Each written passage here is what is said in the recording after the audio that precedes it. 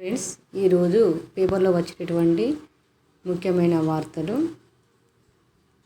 AI హబ్గా తెలంగాణ ప్రపంచానికి ఆదర్శంగా ఎదగాలనేదే ప్రభుత్వ లక్ష్యం.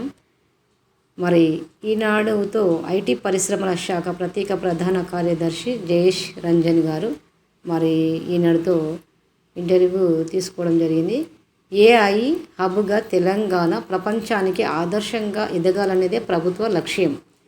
ప్రభుత్వము ఏఐని హబ్గా అంటే ఎదగాలన్నదే, ప్రపంచానికే ఆదర్శంగా ఎదగాలన్నదే ప్రభుత్వం లక్ష్యంగా పెట్టుకుందట. మరి ఇక్కడ ఇవ్వడం అయితే జరిగింది. కృత్రిమ మేధ, ఆర్టిఫిషియల్ ఇంటెలిజెన్స్, ఏఐ అంటే కృత్రిమ మేధ, ఆర్టిఫిషియల్ ఇంటెలిజెన్స్ తెలంగాణలో ప్రత్యేక హబ్గా ఆవిర్భవించి రాష్ట్ర ప్రపంచానికే ఆదర్శంగా ఎదగాలనేదే ప్రభుత్వ ధ్యేయమని రాష్ట్ర ఐటీ పరిశ్రమల శాఖ ప్రత్యేక ప్రధాన కార్యదర్శి జయేష్ రంజన్ గారు తెలియజేయడం అయితే జరిగింది. ఇక్కడ మహబూబాబాద్ జిల్లా మరిపెడం మండలం సీతారాం తండాలో బాధిత కుటుంబాన్ని పరామర్శిస్తున్న సీఎం రేవంత్ రెడ్డి. చిత్రంలో రామచంద్రు నాయక్, మురళీ నాయక్, తీన్మార్ మల్లన్న మరియు సీతక్క తదితరులు కూడా మరి మహబూబాబాద్ జిల్లా మరిపెడం మండలం సీతారాం తండాలో మరి బాధితులను అయితే పరామర్శించడం అనేది జరిగింది. సీఎం రేవంత్ రెడ్డి గారు ఒకే ఈతలో 5 పిల్లలకు జన్మనిచ్చిన మేక. ఒకే ఈతలో 5 పిల్లలకు జన్మనిచ్చిన మేక. 5 పిల్లలైతే మరి జన్మించాయట మేకకు. ఇది ఎక్కడ అంటే నాగర్ కర్నూలు జిల్లా వెల్దండ మండలం గుండాల గ్రామవాసి లింగమయ్యకు చెందిన ఓ మేక మంగళవారం ఒకే ఈతలో 5 పిల్లలకు జన్మనిచ్చింది. తల్లి మేకతో పాటు 5 పిల్లలు ఆరోగ్యంగా ఉన్నాయని లింగమయ్య తెలపడం జరిగింది. ఇలాంటి అరుదైన సందర్భాలు పాలు సరిపోక మరణాలు కూడా సంభవించే అవకాశం ఉందని పశు వైద్యాధికారి శ్యామ్ సుందర్ అయితే తెలిపారు. ఎందుకంటే ఒకే ఈతలో 5 పిల్లలు జన్మించడం వల్ల మరి వాటికి పాలు అనేది, వీటన్నిటికీ పాలు త్రాగడానికి సరిపోవాలి కదా. మరి అలా సరిపోకుండా ఉన్నట్లయితే కొన్ని పిల్లలు అయితే మరణిస్తాయని కూడా చెప్పడం జరిగింది. గత 3 ఏళ్లలో దేశీయంగా కుక్క కాటు కేసులు అంటే 2021లో, 2022లో, 2023లో మరి 3 ఏళ్లలో కుక్క కాటు కేసులు ఇన్ని ఉన్నాయట. నిరుడు కుక్క కాటు కేసులు ఎక్కువగా నమోదైన రాష్ట్రాలు: మహారాష్ట్రలో 4.35 లక్షలు, తమిళనాడులో 4.4 లక్షలు, గుజరాత్లో 2.41 లక్షలు, బీహార్లో 2.19 లక్షలు, ఉత్తరప్రదేశ్లో 2.18 లక్షలు, కర్ణాటకలో 2.08 లక్షలు, ఆంధ్రప్రదేశ్, తెలంగాణ మొదలగు రాష్ట్రాలలో మరి కుక్క కాటుకు ఎక్కువగా నమోదైన రాష్ట్రాలు అన్నమాట. లక్షలలోనే ఉంది, లక్షలలోనే మరి కుక్క కాటు కేసులు ఎక్కువగా నమోదు అయినాయట. ఇన్ని రాష్ట్రాలలో మహారాష్ట్ర, తమిళనాడు, గుజరాత్, బీహార్, ఉత్తరప్రదేశ్, కర్ణాటక, ఆంధ్రప్రదేశ్, తెలంగాణ ఎక్కువగా కుక్క కాటుకు నమోదైన రాష్ట్రాలు. మంచు కొండల్లో ప్రళయం. హిమాలయాల్లో గట్లు తెంచుకొని ప్రవహించే ప్రమాదం ఉన్న హిమానీ నద సరస్సులపై నిరంతర నిఘా వేయాలని జాతీయ విపత్తుల నిర్వహణ ప్రాధికార సంస్థ హిమానీ నద సరస్సులపై నిరంతర నిఘా వేయాలని జాతీయ విపత్తుల నిర్వహణ ప్రాధికార సంస్థ NDMA తాజాగా నిశ్చయించింది. వాతావరణ మార్పుల ప్రభావం వల్ల హిమానీ నదాలు కట్టలు తెచ్చుకోవడం అంతకంతకు ఎక్కువ అవుతుందని, ఈ ముప్పును తప్పించుకోవడానికి ప్రణాళిక అవసరం అని చెప్పడం జరిగింది. జాతీయ విపత్తుల నిర్వహణ ప్రాధికార సంస్థ NDMA తాజాగా నిశ్చయించుకుంది. ఏమని అంటే వాతావరణ మార్పుల ప్రభావం వల్ల హిమానీ నదాలు కట్టలు తెచ్చుకోవడం అంతకంతకు ఎక్కువ అవుతుందని, మరి దీనికి ఒక ప్రణాళిక అవసరం కాబట్టి ప్రణాళిక తప్పకుండా ఉండాలనే ఉద్దేశంతో మరి జాతీయ విపత్తుల నిర్వహణాధికారి మాత్రం చెప్పడం జరిగింది. హిమాలయ ప్రాంతంలో హిమానీ నదాల వల్ల ఏర్పడిన సరస్సులు 5,000 వరకు ఉన్నాయట. హిమాలయ ప్రాంతాల్లో హిమానీ నదాల వల్ల ఏర్పడిన సరస్సులు 5,000 వరకు ఉన్నాయి. వీటిలో 200 సరస్సులు గట్లు తెంచుకొని కిందకు దుమికే ప్రమాదం ఉంది. వీటిలో 200 సరస్సులు గట్లు తెంచుకొని కిందకు దుమికే ప్రమాదం ఉంది. ఈ సరస్సుల ఆకస్మిక విచ్ఛేదం వల్ల సంభవించే వరదను శాస్త్రవేత్తలు గ్లాఫ్ అంటే గ్లేసియల్ లేక్ అని లేక్ అవుట్ బరస్ట్ ఫ్లడ్గా వ్యవహరిస్తారు.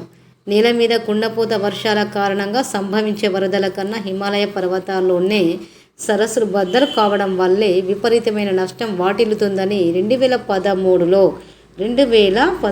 కేదార్నాథ్ను ముంచెత్తి సుమారు 6,000 మందిని పొట్టన పెట్టుకుంది.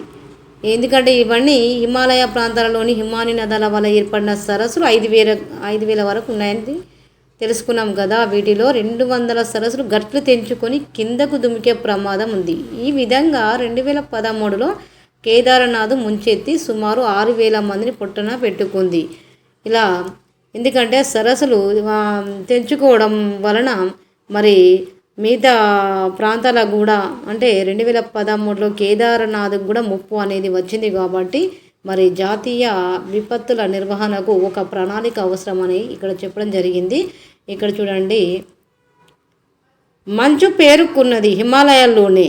ఇదంతా మంచు అన్నమాట. మంచు పేరుకున్నది ఇదంతా మంచు అన్నమాట హిమాలయాల్లోనే. అందుకే మరి జాతీయ విపత్తు అనేది ప్రణాళిక అనేది అవసరమని మరి ప్రాధికార సంస్థ అనేది పేర్కొనడం జరిగింది. నిరుపేదలకు సువర్ణ అవకాశం, తక్కువ ధరకే విద్యుత్ మీటర్. నిరుపేదలకు సువర్ణ అవకాశం, ఎందుకంటే పేదవాళ్ళకు మీటర్ అనేది లేదు కదా, వాళ్ళైతే సద్వినియోగ చేసుకోలేకపోతున్నారు. కాబట్టి తక్కువ ధరకే విద్యుత్ మీటరు గృహజ్యోతికి వర్తింపు. నిరుపేదలు మీటర్ లేకపోవడంతో వారు గృహజ్యోతిని సద్వినియోగం చేసుకోలేకపోతున్నారు. రాష్ట్ర ప్రభుత్వం ఈ నెల 17వ తేదీ నుంచి 10 రోజుల పాటు ప్రజాపాలన నిర్వహిస్తున్న విషయం తెలిసిందే. ఈ నేపథ్యంలో కొత్తగా మీటర్లు పొందిన వారు గృహజ్యోతి పథకం దరఖాస్తుకు అవకాశం కల్పించనున్నారు. తద్వారా వారు ఉచిత విద్యుత్ పథకంలో చేరనున్నారు. ఎవరికైతే గృహజ్యోతి పథకంలో ఎవరైతే దరఖాస్తు చేసుకుంటారో వారు మాత్రం విద్యుత్ ఉత్పత్తి పథకంలో చేరనున్నారు. ఇది నిరుపేదలకైతే మంచి అవకాశం అన్నమాట. రోడ్డు ప్రమాదంలో నవవరుడి దుర్మరణం. అంటే చూడండి, పెళ్ళి అయ్యి 17 రోజులే అయిందట. 17 రోజులకే మృత్యు ఒడిలోకి వెళ్ళడం జరిగింది. రోడ్డు ప్రమాదంలో నవవరుడి దుర్మరణం. ఇక్కడ ఫోటోలో కనబడుతున్నాడు నవీన్. కోరుట్ల మండలం గుమ్లాపూర్ గ్రామ శివారులో మంగళవారం జరిగిన రోడ్డు ప్రమాదంలో నవవరుడు దుర్మరణం చెందగా మరొకరు తీవ్ర గాయాల పాలయ్యారు. స్థానికుల కథనం ప్రకారం మేడిపల్లి మండలం వల్లంపల్లికి చెందిన కటకం నవీన్ 27 సంవత్సరాలు భూమేశ్వర్ పార్థసారథులకు మాచాపూర్ నుంచి గుమ్లాపూర్ వైపునకు ద్విచక్ర వాహనంపై వెళ్తూ గ్రామ శివారులో ఆటోను ఢీ కొట్టారు. ఘటనలో నవీన్ అక్కడికక్కడికే మృతి చెందడం జరిగింది.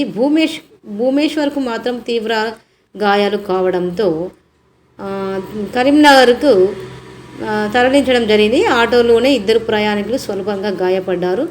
ఇలా రోడ్డు ప్రమాదం జరగడం వల్ల మరి నవవరుడు దుర్మరణం చెందడం జరిగింది.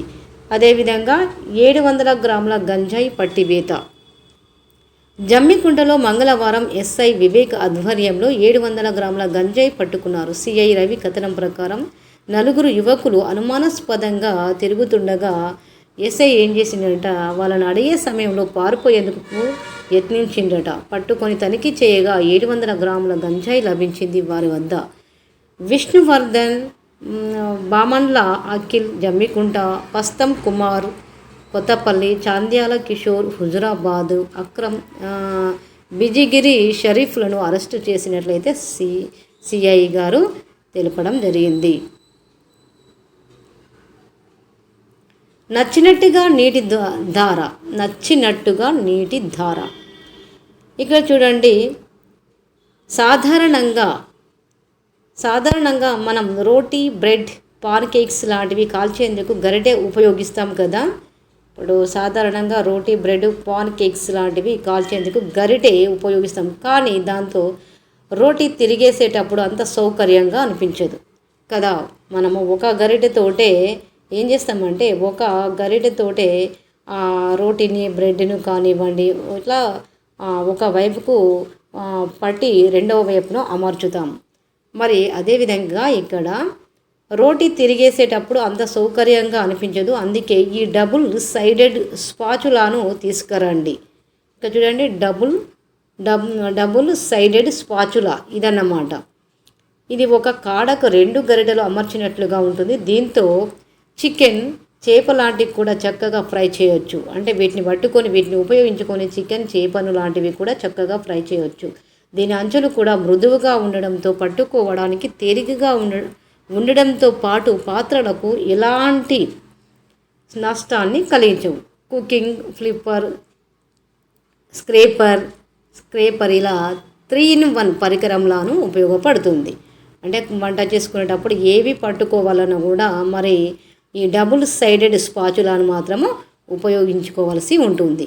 ఇది స్మార్ట్ కిచెన్లో ప్రతి ఒక్క కిచెన్ అంటే వంట గదిలో ఉపయోగపడుతుంది. ఇది చాలా మంచి పరికరం. ఇది వాడినట్లయితే ఎలాంటి ఇబ్బంది ఉండదు. అన్ని కోణాల్లో అంటే శ్రమించే పని తేలిగ్గా చేసుకోగలిగే పని అన్నమాట. తేలిగ్గా చేసుకోగలిగే పని. రెండింటిలో ఏది ఎంచుకుంటారు? ఖచ్చితంగా ఈజీగా చేసుకోగలిగిందే కదా. అయితే మన వంటింటి పని కూడా అలా అవ్వాలంటే ఈ వస్తువులు మీ ఇంట్లో ఉండాల్సిందే. మనం ఉపయోగించే కుళాయిల్లో నీటి ధార ఒకేలా ఉంటుంది. కానీ ఒక్కోసారి మనకు వేగంగా, ఒక్కోసారి నెమ్మదిగా ప్రవాహం కావాల్సి రావచ్చు. ఉదాహరణకు చేతులు కడిగేటప్పుడు ఒకలా, కూరగాయలకు మరోలా, బిందెలు లాంటివి నింపాలనుకుంటే ఇంకోలా నీటి ధార ఉండాల్సి ఉంటుంది. అలాంటప్పుడు ఏం చేయాలంటున్నారు వీళ్ళు? కొన్ని పద్ధతులను పాటించాలి అని అంటున్నారు. ఎందుకనంటే మనము ఇలాంటివి ఉంటాయి కదా, ఇక్కడ ఈ నల్లాలు వెరైటీగా ఉన్నాయి కదా, వాటిని కొన్ని మోడ్స్లు అమర్చుకుంటే చేతులు కడుక్కునేటప్పుడు ఒక మోడుని, తర్వాత బిందెలు నీళ్లు నింపుకోవడానికి ఒక మోడుని, రకరకాలుగా వాటిని అమర్చుకోవడం అనేది జరుగుతుంది. వడకట్టేందుకు ఆరోగ్యంగా ఉండాలంటే తినే ఆహారంతో పాటు వంటకు ఉపయోగించే ప్రతి వస్తువు పరిశుభ్రంగానే ఉండాలి కదా. కొబ్బరి పాలు, నట్, మిల్క్, పండ్ల రసం లాంటివి వడకట్టాల్సి వచ్చినప్పుడు అందుబాటులో ఉన్న క్లాత్ను ఉపయోగిస్తుంటాం. అలా కాకుండా కాటన్ క్లాత్ బ్యాగులు తెచ్చుకోండి. ఇక్కడ కాటన్ క్లాత్ బ్యాగులు తెచ్చుకుంటే వడకట్టుకోవడానికి చాలా మంచిగా ఉంటుందట. మరి ఇక్కడైతే స్మార్ట్ కిచెన్కు సంబంధించినటువంటి పరికరాలను ఇవ్వడం జరిగింది. మీరు కూడా వాడండి, చాలా బాగుంటుంది. పుట్టబోయే పాపాయికి స్ఫూర్తిగా ఇక్కడ ఫోటోలో కనబడుతున్నట్టుగా గ్రిన్హామ్ ఈమె నెలలు నిండుతున్న వేళ ఇంకాస్త జాగ్రత్తగా ఉండాలని కాబోయే తల్లిని సూచిస్తారంతా. వైకల్యంతో ఉన్న ఈమె మాత్రం తన గర్భంలో శిశువు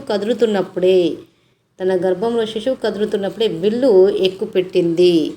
ఎవరు అంటే గ్రిన్హామ్. ఈవిడ గ్రిన్హామ్ పోటీలో పథకాన్ని సాధించి పుట్టబోయే ఆ బిడ్డకు స్ఫూర్తిగా నిలిచింది. గర్భిణీగా పారాలింపిక్స్లో పాల్గొన్న తొలి క్రీడాకారిణిగా చరిత్ర సృష్టించిన జోడీ గ్రిన్హామ్ కథ అన్నమాట. చూడండి, ఇక్కడ పారాలింపిక్స్లో పాల్గొన్న తొలి క్రీడాకారిణిగాను మరియు అందులో గర్భిణిగా ఉన్నప్పుడు పారాలింపిక్స్లో పాల్గొన్న తొలి క్రీడాకారిణిగా చరిత్ర సృష్టించిన జోడీ గ్రిన్హామ్ ఎంత అంటే చూడండి, నెలలు నిండుతున్న వేళ చాలా జాగ్రత్తగా ఉండాలి అని చెప్తుంటారు కదా మన పెద్దవాళ్ళు. మరి అలా కాకుండా ఈమె అలాంటి జాగ్రత్తలు ఏమీ పాటించకుండా చక్కగా పారాలింపిక్స్లో పాల్గొని తొలి అంటే గర్భిణీ స్త్రీగా ఉన్నప్పుడు ఆమె చరిత్ర సృష్టించింది. అంటే గర్భంతో ఉండి కూడా పారాలింపిక్స్లో పాల్గొన్నది, మరి విజయాన్ని సాధించింది. మరి ఇలాంటి వాళ్ళకు కూడా చాలా మంచి స్ఫూర్తిని ఇస్తున్నారు స్పోర్ట్స్ బాల్. ఓకే ఫ్రెండ్స్, ఈ వీడియో కనుక నచ్చినట్లయితే లైక్ చేయండి, సబ్స్క్రైబ్ చేయండి, కామెంట్ చేయండి, వీలైతే షేర్ చేయండి.